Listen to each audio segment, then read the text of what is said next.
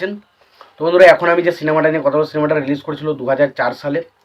ছবির পরিচালক হিসেবে কাজ করেছেন মনোয়ার খোকন, এবং ছবিটার প্রাকৃতিক চিত্রনাট্য, সংলাপ সমস্ত কিছুর কাজ তিনি করেছিলেন। এবং ছবিটায় অভিনয় করেছিলেন শাকিব খান, নদিয়া, সূচনা সহ আরও অনেকে। তো এই সিনেমাটাকে নিয়ে স্পেশালি এখন কথা হবে। তো তার আগে একটাই কথা বলবো আপনাদেরকে, যে আপনারা যদি চ্যানেলটা নতুন হয়ে থাকেন অবশ্যই আপনারা চ্যানেলটা সাবস্ক্রাইব করে নেবেন। আর যদি আপনাদের ভিডিওটি ভালো লেগে থাকে অবশ্যই আপনারা লাইক, কমেন্ট, শেয়ার করতে ভুলবেন না।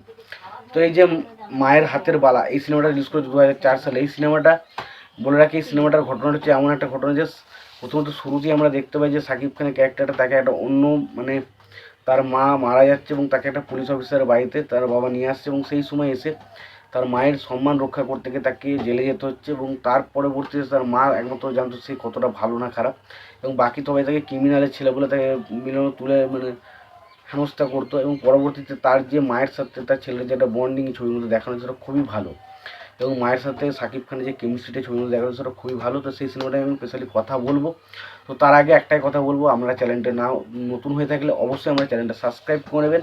আর যদি আপনাদের ভিডিওটি ভালো লেগে থাকে অবশ্যই আমরা লাইক, কমেন্ট, শেয়ার করতে ভুলবেন না।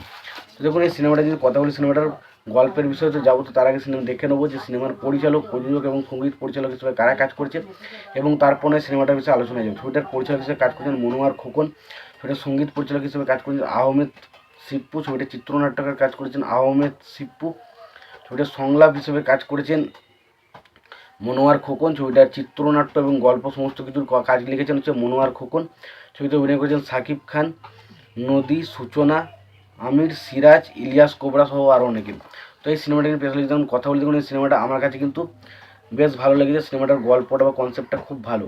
তো আমরা শুরুতেই দেখতে পাই যে শাকিব খানের বাবাকে একজন ধরে রেখেছে, পুলিশ অফিসার, একজন সৎ পুলিশ অফিসার তাকে ধরে নিয়ে আসছে, এবং তার পরবর্তীতে দেখা যায় তার মাও মারা যাচ্ছে এবং তার বাবাও মারা যাচ্ছে, এবং তার বাবা মরে যাওয়ার আগের সময় তার ছেলেটাকে শাকিব খান সৎ পুলিশ অফিসারের হাতে দিয়ে যাচ্ছে, এবং তার পরবর্তীতে সে তার ছেলেটাকে নিয়ে সেখানে বাড়িতে নিয়ে আসছে।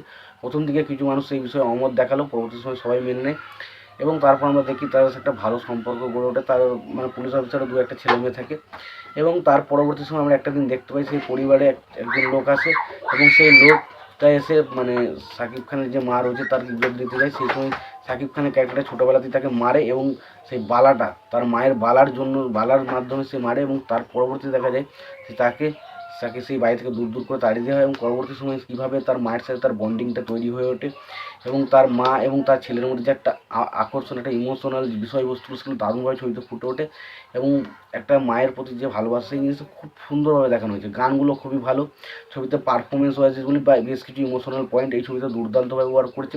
তো ওভারঅলে সিনেমাটা বেশ ভালো, একটা এন্টারটেন করার মতো সিনেমা। তোমাদের যদি মনে হয় তোমরা সিনেমাটা দেখবেন অবশ্যই তোমরা সিনেমাটা গিয়ে দেখতে পারো। আর তোমাদের যদি ভিডিওটি ভালো লেগে থাকে অবশ্যই তোমরা লাইক, কমেন্ট, শেয়ার করে দিও। চ্যানেলটা নতুন হয়ে থাকলে অবশ্যই তোমরা চ্যানেলটা সাবস্ক্রাইব করে নিয়ে পাশে বেল আইকনটা অবশ্যই প্রেস করে দিও। ভালো থেকো, সুস্থ থেকো, দেখাচ্ছ পরবর্তীতে।